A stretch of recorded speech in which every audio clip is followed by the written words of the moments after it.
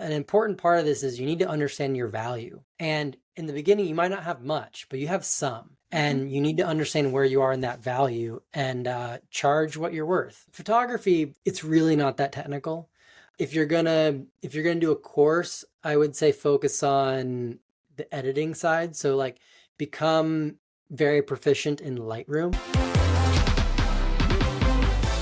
Welcome to the Job Dictionary podcast. Thank you so much for being here today. Today, I will be interviewing Bradford McArthur, who is an adventure photographer. This can also be known as a ski, climbing, or photographer. And he is self employed right now. Bradford, thank you so much for being here today. Thanks for having me, Alexia. Looking forward to it. Yeah, we're super excited to have you on the show. So, three questions that we always like to start off with is in your own words, just a summary. What exactly do you do?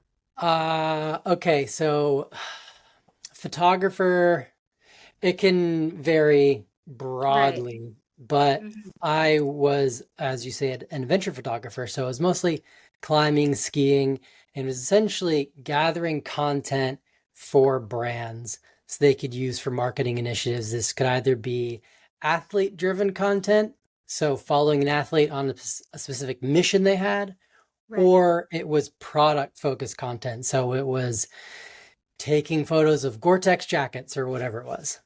Yeah, that's awesome. Where are you located right now? So I live in Squamish, British Columbia. It's just north of Vancouver, West Coast, Canada.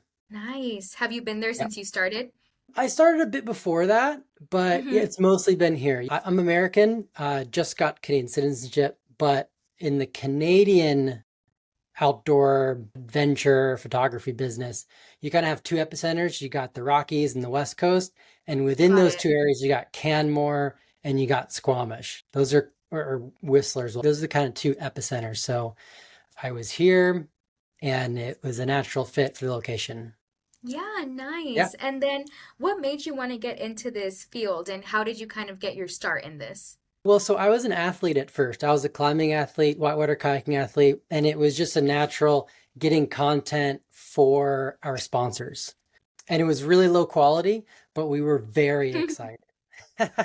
And so and it eventually just I actually started filming first. I did that for probably half my career. I was a filmer photographer for about 10 years.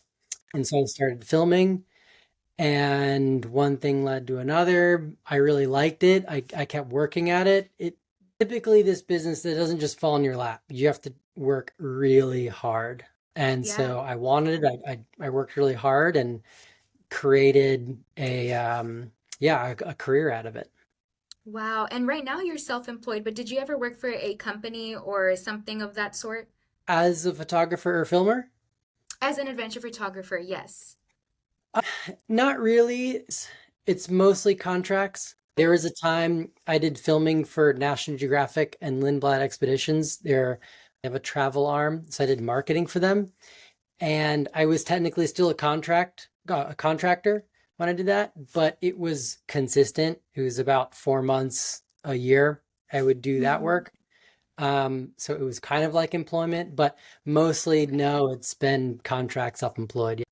Got it. And then you said you were doing photography and film for 10 years. Does that include adventure photography, or is that something that you started after that previous experience? It, the way that I see it's all kind of the same. Mm-hmm. I knew I wanted to do this type of work. And in the beginning, film was an easier way in because the barrier for entry to be a photographer is really low. Anybody can grab a camera and take photos. But Right. to get good video, it's much more technical. You need more equipment. You need to know more about your equipment. It's a higher barrier to entry. So it felt like an easier way in for me. There's less competition. Mm-hmm. And so I did that first. And then yeah, photography basically is less computer time. So it's Got less it. editing, less in the computer. Always where I wanted to be. So just started taking a little less film and pitching more photo jobs. And it transitioned to that kind of towards the last half. Wow, great. And did you go to college? I did. I studied photography for maybe one semester. It was my major. But Really? Did yeah, you graduate with something else? well, I mostly was dropping out Mm-hmm. than signing up for college. That was when I was really stoked on kayaking. Um, but I did eventually finish 8 years later. I got a business degree. Good for Um, you. yeah, but so did study for a little bit there. I did study photography for a small bit. I'm not Yeah, sure how that's much that had an impact on what I did though. Hey, it's something, right? You got more than I probably have. So that sounds great. Whenever you are working or whenever you are in a project, what are specific tasks that you spend the majority of your day doing? Like, do you want me to kind of walk you through a start to finish a project or something? Like, how Yeah, does we that can look do, with a client? right, we can do something like that. We can do whenever Okay. you are taking photos, anything that your typical Yeah. day of work looks like. Well, it's quite varied because you only spend so much of your time actually taking photos. A large part of the job is not that actually. So for me as a photographer climbing or skiing, working with a brand, how it typically starts is they'll email at some point and be like, "Hey, where are you at?" And I'll be like, "Oh, I'm in Alaska, or I'm in wherever, or I'm here in Squamish." And they're like, "Okay, just checking in. We got some content we need." And then they'll tell me a little bit what they're looking for. Maybe they got a jacket that's releasing 12 months from now and they're trying to get winter photos of this jacket. Maybe it's not even winter, but I have to get winter content. It really varies. But anyways, I'll get an idea of kind of what they're looking for. I'll pitch them generally three categories. Um, Okay. Here's the big budget, medium budget, low budget of the types we can get. We can go to the huge mountains, small mountains, medium mountains, whatever. They'll come back and they'll be like, "Okay, sounds great. Let's go with the medium budget." Because they know they're getting good stuff. They're not getting as good as if we went to the big mountains because those are much more expensive to get to, costs and everything. Got it. Anyways, I'll send them a cost breakdown and they'll say, "Okay, great. Let's do the medium." And at that point, we decide on deliverables. So I'm gonna give them maybe 20 photos of the jacket. Maybe they want to throw in a pair of pants and a backpack. That'll kind of round it out. And then they know the budget. So now we've got a agreed on price, agreed upon deliverables.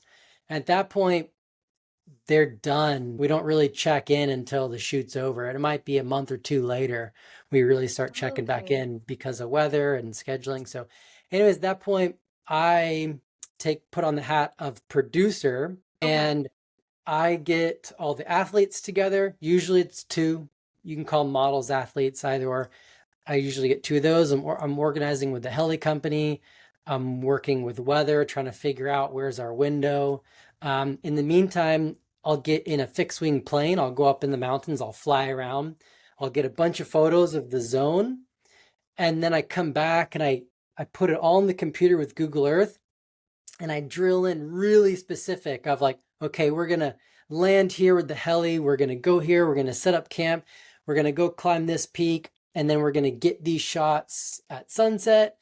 We're gonna come back, sleep, wake up real early, go over to this other peak, get these shots for sunrise with this angle because I know Google Earth you can get in, you can see exactly where the sunrise is. And so typically I want to be shooting into the sun at sunrise or Okay. sunset and then with really awesome stuff in the background, foreground, all this stuff. So I really, really, really dial in exactly what I'm shooting when, based on the sun and our time. We'll usually be out for like 3 days.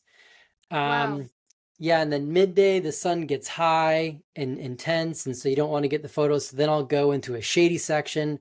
I'll get all the close product shots where the background's not as important in the shade because it's nice soft Hmm. light. It's kind of radiating off all the snow because there's always snow around in the mountains that high.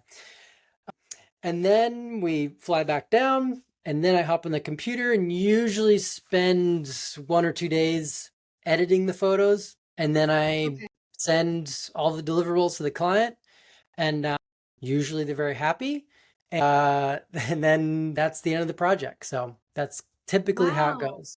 Yeah. That's a lot of strategy and a lot of different components and aspects coming together. How did you learn how to kind of do all of that and know when the sun rises and the perfect shot? Was that something that you learned over time, or do you have kind of like a background knowledge on that? Definitely learning over time.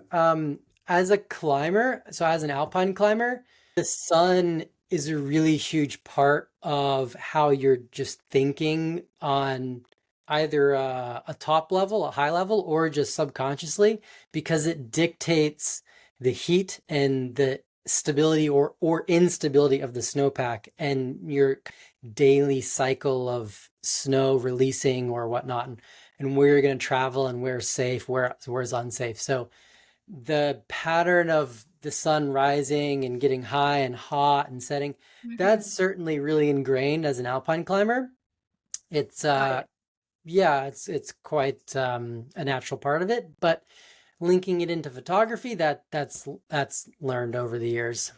So, as an adventure photographer, you literally go on the adventure yourself and you're capturing those shots as well as going through the Oh yeah. mountains or climbing and doing all these different things. That's Oh yeah, so 100%. interesting. Yeah, Yeah. sometimes I'll be the most experienced person out there, which is fine, but it slows things down because Hmm.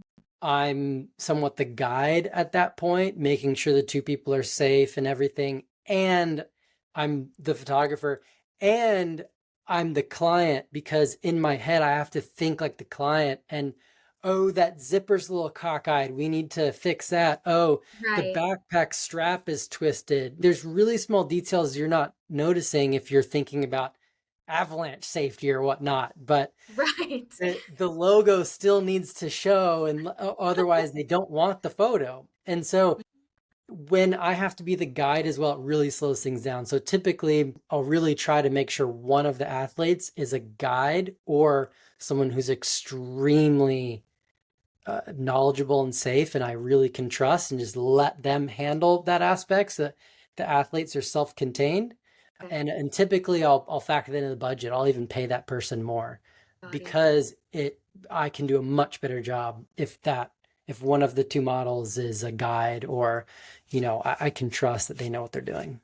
Exactly. When you're focused on, your project and your vision without worrying that Exactly. someone else is falling off of a mountain in the background. Yeah, no, that's because safety is way higher of a priority than getting good photos. Most definitely. So that brings me to this next question. Which parts of your job are the most exciting for you? Definitely the 30 minutes when the sun is perfect as it's rising in the morning, or the 30 minutes when it's setting. That is the highlight. Like, I love those moments. It's chaotic Yeah. because you only have 20 minutes of really good light. You've worked really hard to get there. Maybe you're on Yep. some wild wall or peak or something, and you've got 20 minutes to get your banger shots. Yeah. But it is so beautiful. I love that. That is definitely the most fun part. Yeah, I'm sure just seeing kind of that project and that vision and all the work come to life in the end with that photo must be so rewarding. Yeah, yeah. After the fact, once you're on the computer going through and editing, and Hmm. yeah, that is nice.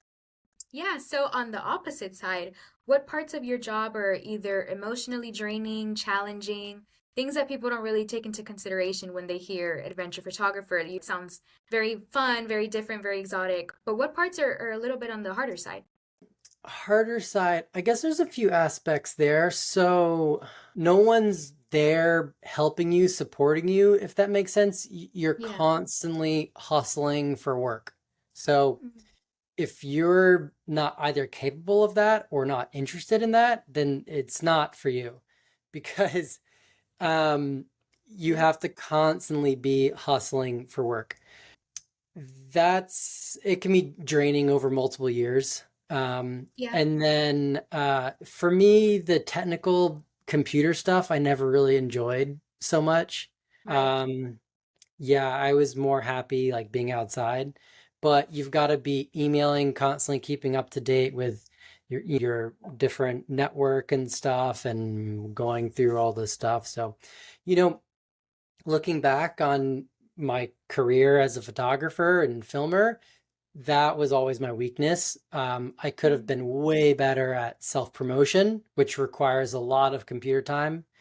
Uh, and I could have been way better at keeping up with maybe some client relationships that I had built up, but then we just went our separate ways a little bit instead of keeping Yeah. involved.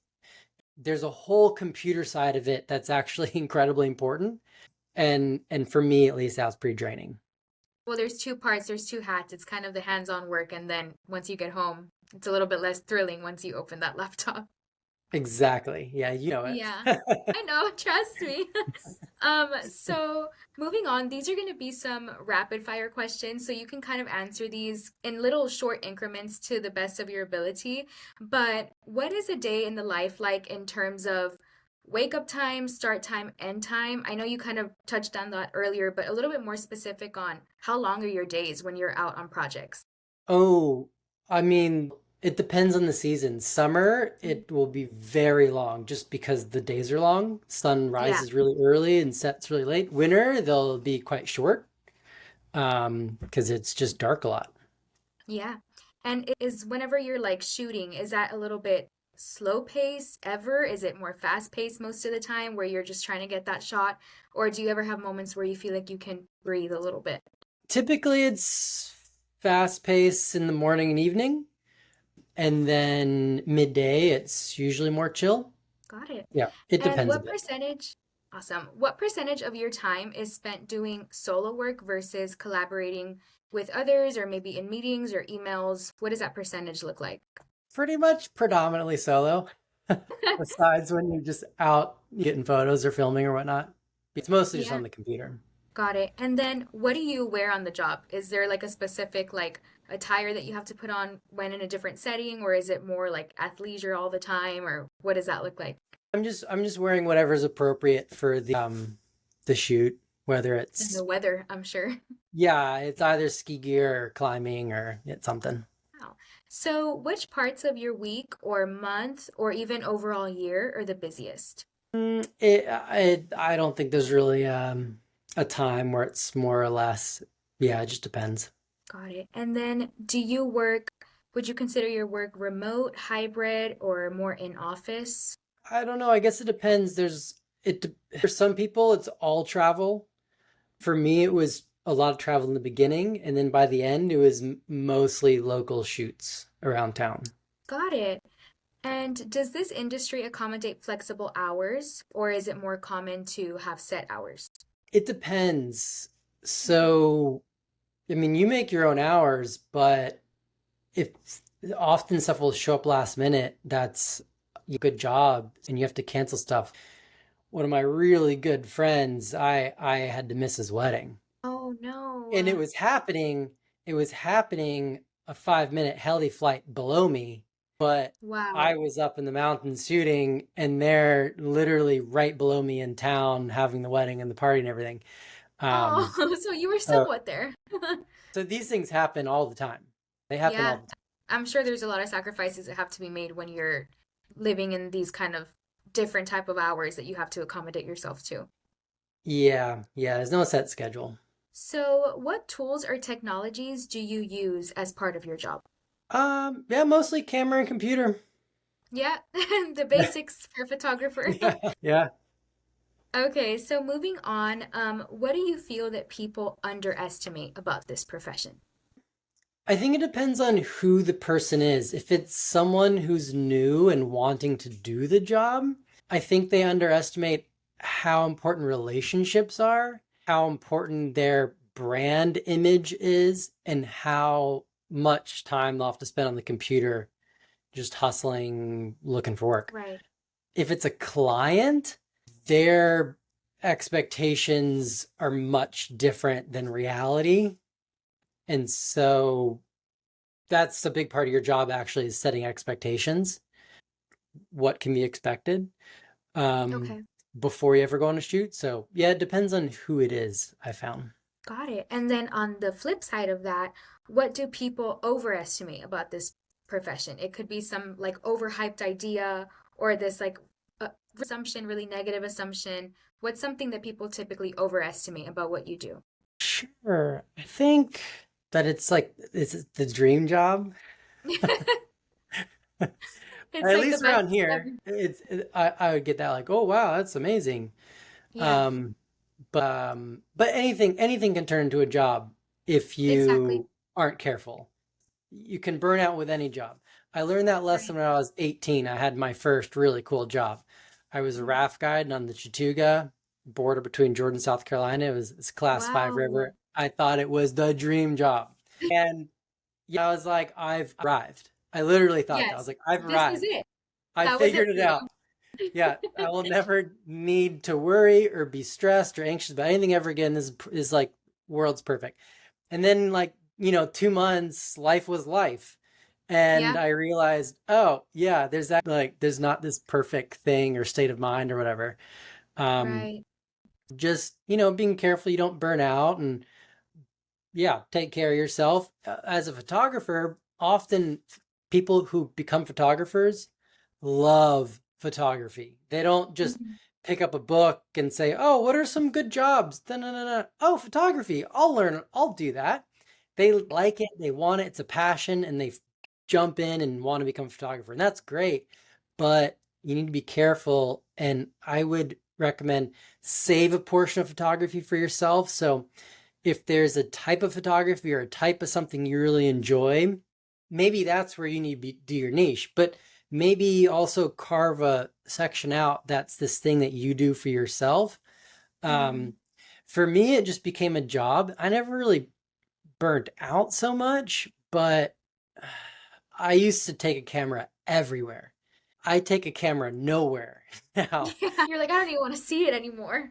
I'm done. Yeah, it wasn't that I didn't like it. It was just became a job and it was my job, Yep. but when I wasn't doing it, I wasn't taking photos. And that was kind of how I made the separation, but yeah. So anyways, that would be the recommendation. Yeah, and like you said earlier, there's also, I think people don't necessarily understand that there's a big business side of this, especially when you're self-employed and, like you said, building your clientele and having to do all the outreach on your own and emails, and there's a business side as well. It's not always fun and fast-paced. Yeah, because people come into it as a hobby they enjoy Mm, and they just take the model and they plop it over into work zone or like, well, I'm just gonna do this all the time. They treat it like a hobby kind of instead of treating it like a business. yeah, And so it needs to make you money. Otherwise, it's not your job. It's your hobby. And exactly. so you have to treat it like a business. You have to treat yourself like a business and invest in yourself and all those things. And, we can go into that, but I think that's a huge part that people trying to step in this job don't either understand or don't fully grasp the implications of that and set themselves up for success. Right. That's a big important lesson for anybody that's watching this wanting to get into this profession. Kind of just knowing that ahead of time, I'm sure is going to be really helpful for them. What is the fastest way to get into this profession, especially if someone has a non-traditional background, they don't know as much as an average photographer. What is the fastest way to kind of get started? So people sometimes ask me this, and I would say you have to create a plan. And for me, the best advice if you were to fast track into this is not to study, not to start emailing everyone looking for work, Mm-hmm. but go to the epicenter of whatever activity you want to be a photographer in or a filmmaker, doesn't matter. Um, for climbing, that would be like Yosemite or somewhere. Mountain biking, I don't know, Whistler, just north of here, massive epicenter. Whatever your activity is, kayaking, like Hood River, Oregon, there's a few good epicenters. Whatever it is, go to the epicenter, plug in, be a part of it, make friends, build relationships, and then do your absolute best to capture the best example of that activity that you can within your style. You'll make friends. It's not going to cost a lot of money because you're Mm-hmm. going to be living out of your car. You're going to be like eating beans and rice. So it's not a big investment. It's a time investment, but plug in, go to the epicenter, document the sport, the activity there as best you possibly can. And then I'm not exaggerating. It's not magic because you're working hard, but Mm-hmm. doors will start opening. And what happens is a lot of the current athletes are already there and a lot of the future athletes you'll be meeting. And so why this is important is because this job is about relationships. And so you make friends, And then maybe you're, an athlete's favorite person to work with photos Hmm. because, well, you belong, your friends or whatnot. Well, when they become an athlete, or maybe they are an athlete, they're going to want to work with you over someone else. And so when they have this big Exactly. project and they're sponsors, well, you get invited to go on this trip and document, or maybe you and that person create these big missions and these goals and these trips together, and then you just go and you naturally are documenting it. It's it's not, I don't want to say that this is like, oh, fingers together, you're planning and these aren't actually real friendships. It's not, because you're just Yeah. working for a job. That's not what it is at all. um Yes, of course. because these are your friends. But and you love doing this thing, and even if you weren't getting paid, you'd do it anyways. But honestly, that's the way: is go to the epicenter, plug in, document it as Hmm. best you can. And I'm not joking, like everyone's gonna want your images because you are tapped into the pulse and you're showing the world the best example of whatever this sport is. Wow. And then doors start opening. So that's Wow. the way. Yeah, that's great advice. Networking is the root of so much success, not just in this profession, but kind of anywhere else as well.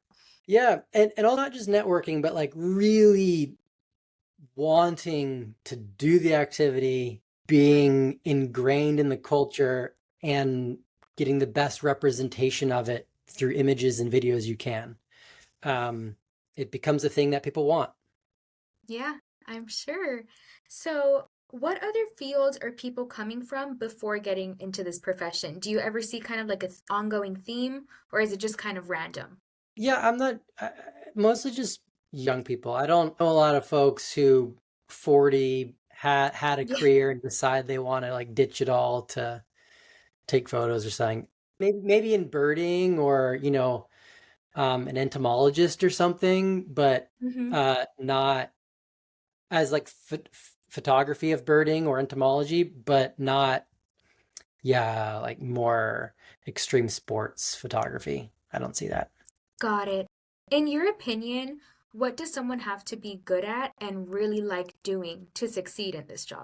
Well, they gotta like photography. And they gotta like the activity. Kind of those two things. That's really it.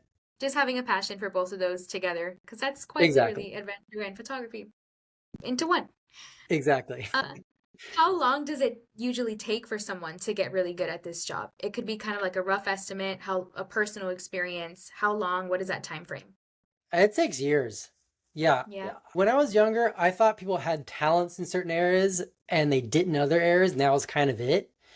Hmm. But like that is not how it is. You skill in an area that you enjoy because you're doing it all the time.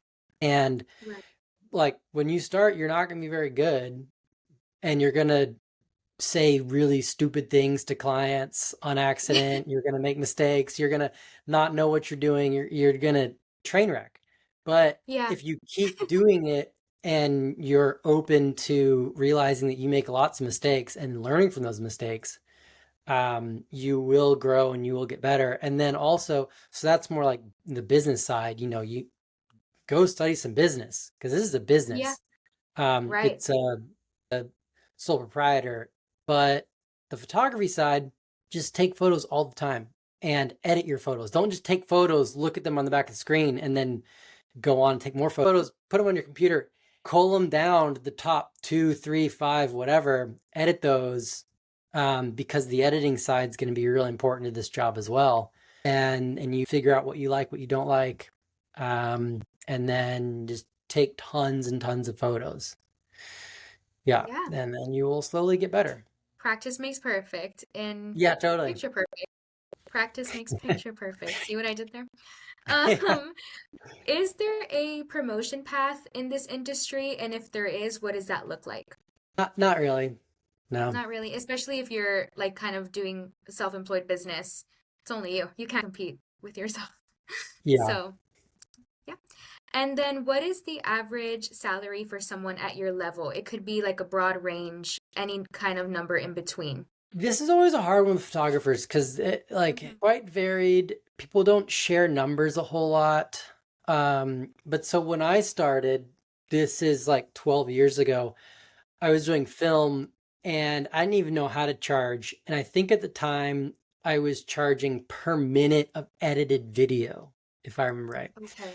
And so I was charging $1,000 a minute. Oh, Um, and then, ramped that up as I was doing more of it. And then as I got into photography again, I didn't know how to charge. Was it per photo? Was it, hmm, I didn't know what, but I did day rate, and I think that's pretty standard. And I don't remember what I started doing for a day rate, but by the end, 2 years ago, I was doing 2,000 a day.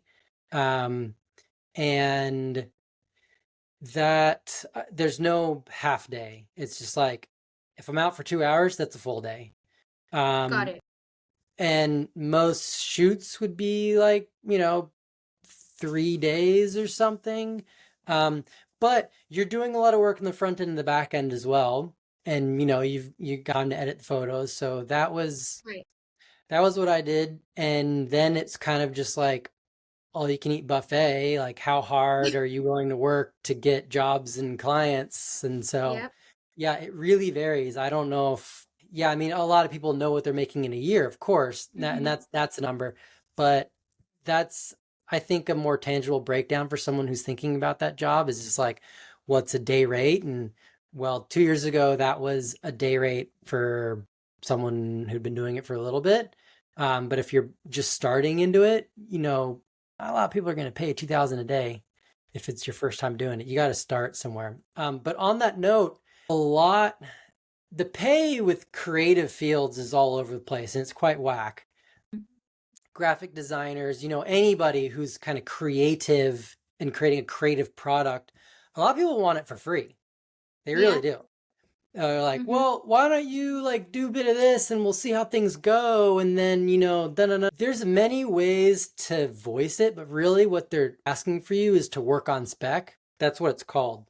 And Okay. it means like working on speculation. And so Okay. as a photographer, shooting on spec is something a client will never verbalize. They don't even know what that term is, but it's often what they're asking you to do. So just a little PSA for anyone who's thinking about getting into the business, never do that because it's really bad for you. It's bad for the business. And often these verbal or email promises don't pan out. And really, you're just helping their bottom line by giving them your great creative products while making nothing in return and looking pretty soft, and like you're not able to bargain or create meaningful value for them because you're working for free. But that's never how it's voiced. It's like, hey, we want to work together. We don't have budget for this thing right now, but why don't you come along, get stuff, we'll see how it goes, and maybe if we like the work, we can work together in the future, and we got some good budget for that stuff. And like, these are how these conversations go all the time, and you just need to very politely, you don't need to educate them, or you can't educate them. That's your call, but just don't do those. Go for paying jobs, because an important part of this is you need to understand your value. And in the beginning, you might not have much, but you have some, Hmm. and you need to understand where you are in that value and charge what you're worth. Yeah, I'm really glad that you bring that up because I'm sure that's something that, especially people who are just getting started, really don't know about because people don't tend to speak on it. So I'm really glad that you Yeah. brought that point up.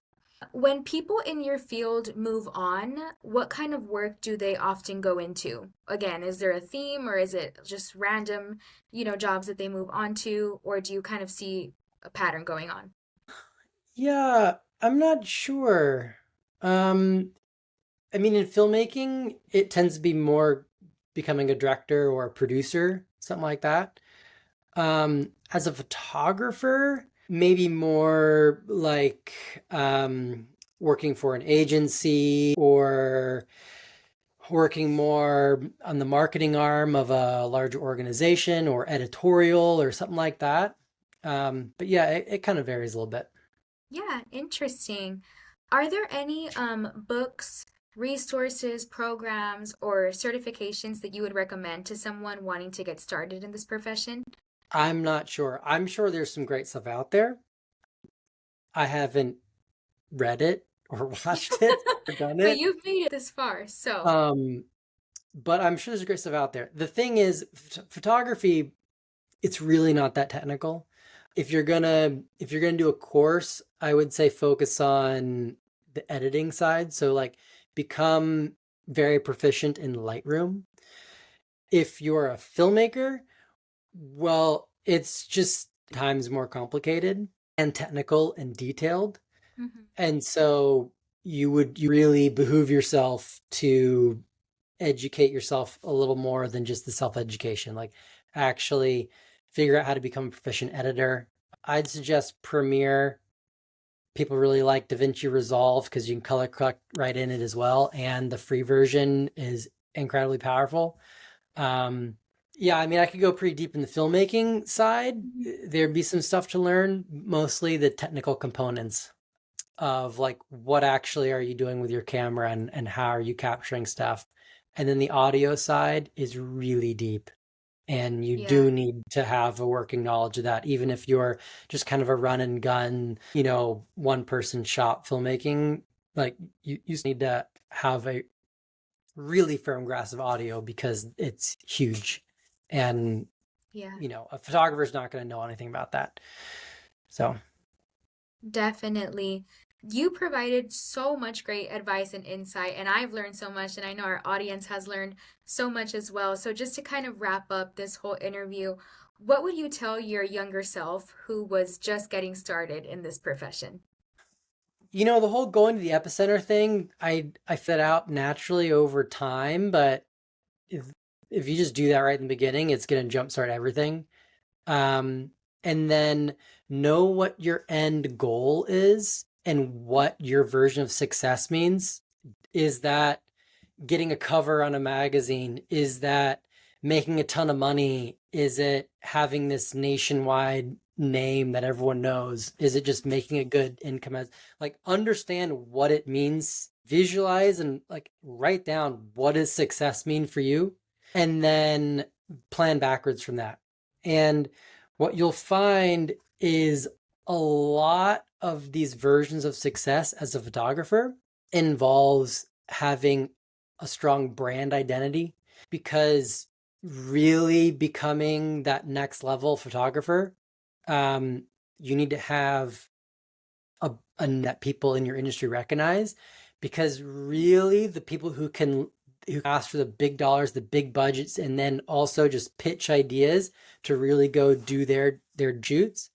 Um, the clients and the companies backing those, they're not necessarily backing the photos you're producing necessarily. They're backing the name on those photos. Yeah. And so understanding that and building that from day one is really important if you want that. Um, that was never what I wanted. So I didn't work very hard in that. And a big reason why I stepped out when I did, because I realized I'd kind of gotten to the level where I either needed to work towards that or just go do something different. So understand whether you want that or not. And lastly, doors open where you spend your time. And photographers want to be a photographer in a specific area, but they're like, well, I'll just take anything. And they end up doing Yeah. weddings and they become a wedding photographer. I've seen it 20 times. So Yeah. if you want to be a wedding photographer, that's awesome. And I'm just picking on this because it's an easy low hanging fruit example. But if you don't want to be a wedding photographer, always say no to weddings. I'm Don't sorry. don't say yes to the wedding. No, because it will take over 10 years of your life, which is fine if you want to do that, because I know a lot of amazing wedding photographers and they're awesome and they love it. But doors open where you spend your time. So just figure out what you want to do, go do it and do it well, and the doors will open. Wow. That was amazing, Bradford. You shared so much great insight and advice and things that I'm sure people didn't even know about that you touched on. So, we just want to thank you so much for your time and for your knowledge and everything that you shared with us today. I'm sure any aspiring adventure photographer can learn so much from you. So, thanks so much for being with us today. Yeah, for sure. And if people want to, like, they can give my website, bradfordmcarthur.com, reach out. I'm happy to answer questions. So no problem. But thank you, Alexia. It's been really fun. Yeah, of course. Thanks again. You just got one episode closer to learning about the world of jobs out there. To explore the rest of our career categories and find your best fit, go to jobdictionary.com to sign up for the beta users waitlist. Then subscribe here to find the next episodes coming out this week. And as always, drop us a comment, review, or message to let us know how we could better attune our episodes to your specific needs. Follow us on TikTok, Instagram, Facebook, LinkedIn, X, Threads, Pinterest, and wherever else you're on socials to go get our short, snappy preview reels that expose you to new job options every day. Because here at Job Dictionary, we believe your big aha moment can be just one scroll away. Go check it out and get out there. Cheers!